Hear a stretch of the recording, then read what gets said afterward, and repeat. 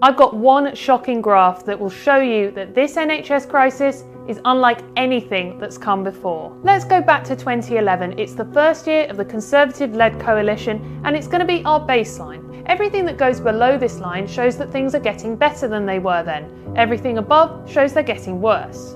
In the first years of the 2010s, some parts of England's NHS were improving. The number of people waiting more than 18 weeks for elective care was actually coming down.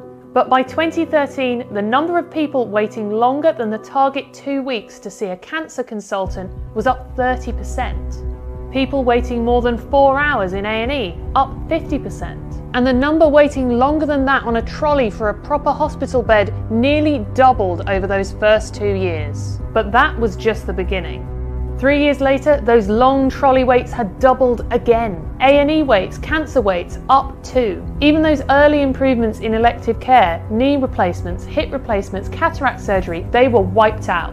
Every winter, we're talking about an NHS in crisis, and every year really is worse than the last.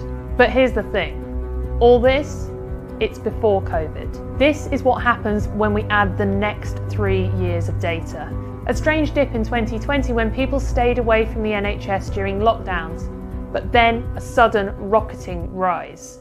A&E waits are now 10 times worse than they were in 2011. Cancer waits 14 times worse, and trolley waits 16 times worse than they were at the start of the last decade. So yes, we've had crises in the NHS before, but nothing quite like this.